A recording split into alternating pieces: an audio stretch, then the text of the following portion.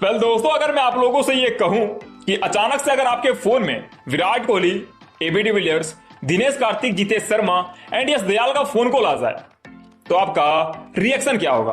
आप उस मोमेंट को किस तरीके से रिएक्ट करोगे? मे बी आप में से बहुतों का आंसर ये होगा कि भाई साहब ये तो ड्रीम कम ट्रू वाला मोमेंट हो जाएगा जिसे हम जिंदगी भर कभी भी भूल नहीं पाएंगे। या फिर कई सारे फैंस का ये मानना होगा कि भाई साहब ये सब चीजें होंगी क्यों? मतलब मेरे पास विराट कोहली, एबी डिविलियर्स से बड़े खिलाड़ियों का फोन कॉल क्यों आएगा? एंड कई सारे फैंस तो ये भी कह दोगे कि भाई साहब क्या बकैती कर रहे हो।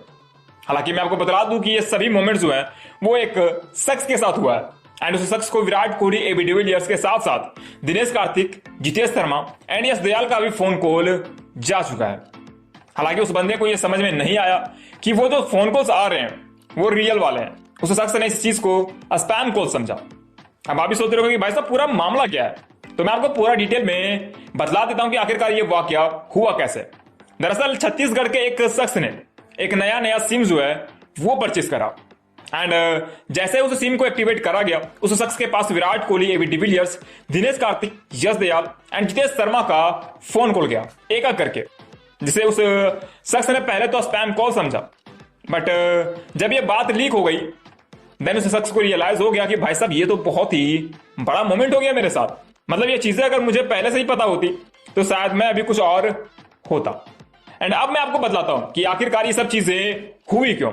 दरअसल रजत पाटीदार जो कि इस साल आरसीबी के नए कप्तान बने एंड जब से उन्होंने टीम आरसीबी की कप्तानी अपने हाथ में ली तब से उनके पास कई सारे फोन कॉल्स हुए वो उनके रिश्तेदारों की तरफ से आने लगे टिकट्स अरेंजमेंट के लिए या फिर क्या तो अननेसेसरी कांग्रेचुलेशन के लिए।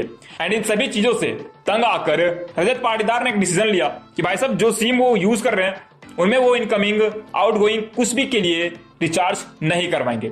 यानी कि उस सिम को वो कुछ समय के लिए रिचार्ज करवाएंगे ही नहीं। एंड इस चीज को काफी लंबा समय अब बीत चुका था एंड उस सिम को रिचार्ज करवाए हुए ऑलमोस्ट 90 से ज्यादा दिन हो गया था। यानी कि 90 से ज्यादा दिनों से वो सिम जो थी वो डीएक्टिवेट थी। एंड ये चीजें आपको भी पता होगी कि कोई सिम अगर 90 दिनों तक डीएक्टिवेट रहती है तो वो सिम जो है वो दूसरे यूजर्स के पास जाने के लिए पूरी तरीके से तैयार हो जाती है। एंड रजत पाटीदार के केस में भी कुछ यही हुआ। जिस सिम को वो यूज आईपीएल के समय में कर रहे थे वो सिम फिलहाल 90 दिनों से ऊपर से डीएक्टिवेट थी एंड उस सिम को एक नए यूजर को सौंप दिया गया कंपनी की तरफ से। एंड जैसे ही वो सिम एक्टिव हुई उस सिम पर Virat Kohli, AB de Villiers, Dinesh Karthik, Jitesh Sharma and Yash Dayal का फोन जो है वो आना शुरू हो गया, जिसको लेकर वो शख्स थोड़ी देर के लिए तो परेशान हो ही गया कि भाई साहब ये स्पैम कॉल है।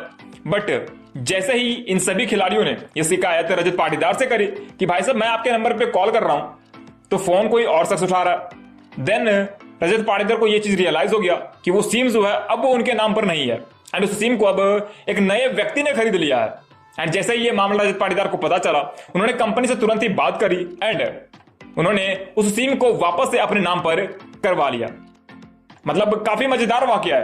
एंड जिस शख्स को ये सिम हाथ लगी थी भाई साहब वो कितना लकी होगा कि उनके पास Virat Kohli, AB de Villiers, Dinesh Karthik, Yash Dayal and Jitesh Sharma जैसे खिलाड़ियों का फोन कॉल आया। मतलब भाई साहब वाकई में ये ड्रीम कम ट्रू वाला मोमेंट था। हालांकि आपको ये चीजें कैसी लगी हमें आप कमेंट करके बतला सकते हो। मिलते हैं नेक्स्ट वीडियो में नेक्स्ट रिपोर्ट के साथ, तब तक के लिए जय हिंद।